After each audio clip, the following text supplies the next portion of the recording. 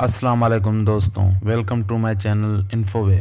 6 अगस्त और 9 अगस्त एक ऐसे दिन हैं जिनको इतिहास कभी नहीं भूल सकता। ये वो दिन है जिस दिन जापान के शहर हिरोशिमा और नागासाकी पर एटम बॉम्ब गिराए गए थे। इन एटम बॉम्ब्स ने कितनी बड़ी तबाही की थी ये हम सोच भी नहीं सकते।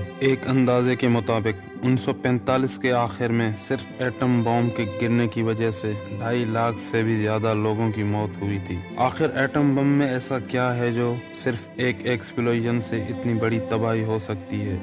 ये जानने के लिए पहले हमें ये समझना होगा कि एटम बम का मैकेनिज्म क्या है। हिरोशिमा पर गिराया गया एटम बम, जिसका कोड नेम लिटिल बॉय था, जिसका वजन 9,700 पाउंड जो कि 4,400 किलोग्राम बनता है। लिटिल बॉय में यूरेनियम 235 यूज मिलाया गया था। यूरेनियम 235 और प्लूटोनियम 239 ये दोनों रेडियो एक्टिव मटेरियल हैं। लिटिल बॉय में यूज होने वाला यूरेनियम 64 किलोग्राम और 80% उसकी प्योरिटी थी, जो कि 15,000 टन TNT जितनी एनर्जी पैदा कर सकता है।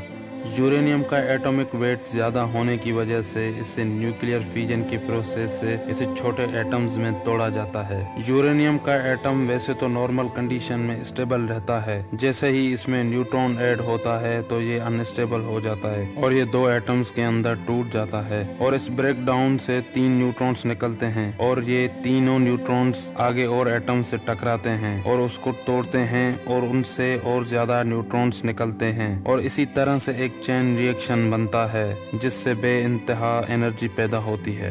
दोस्तों, ये जो बिल्डिंग आप देख रहे हैं ये वो बिल्डिंग है जो एक्सप्लोजन से सरवाइव कर गई। बिल्डिंग अब भी उसी हालत में मौजूद है। ये बिल्डिंग बॉम्बिंग से पहले इंडस्ट्रियल प्रमोशन हॉल कहलाता था, लेकिन अब इसे पीस डोम के नाम से जाना जाता है। जो बॉम्ब हिरोशिमा पर गिराया गया था वो इस बिल्डिंग से 160 मीटर दूर हाइपो सेंटर से 600 मीटर ऊपर की तरफ ब्लास्ट हुआ था। जो लोग इस बॉम्बिंग से सरवाइव कर गए थे उन्होंने बताया था कि पहले तेज रोशनी चमकती है फ्लैशिंग की तरह और उसके बाद एक बहुत बड़ा धमाका होता है और शॉक वेव के साथ 4000 डिग्री का टेम्परेचर हो जाता है और उससे लोग इंस्टेंटली वेपोराइज्ड हो जाते हैं और ये सब कुछ इतना जल्दी हुआ कि लोगों की परछाई जमीन पर रह गई। टेम्परेचर चेंज की वजह से इतनी तेज हवाएं चलने लगी, पूरे शहर का इंफ्रास्ट्रक्चर ही खत्म हो गया। 70% बिल्डिंग्स खत्म हो गई थी। इस ब्लास्टिंग की वजह से जो रेडिएशन खारिज हुए थे और जो तपिश पैदा हुई थी उससे बच जाने वाले लोगों की जिस्म की खालें पिघल कर उतर रही थी। ब्लास्टिंग के बाद जो रेडिएशन खारिज हुए थे उसकी वजह से बच जाने वाले काफी लोग कैंसर्स और इंजरीज की वजह से मरते गए।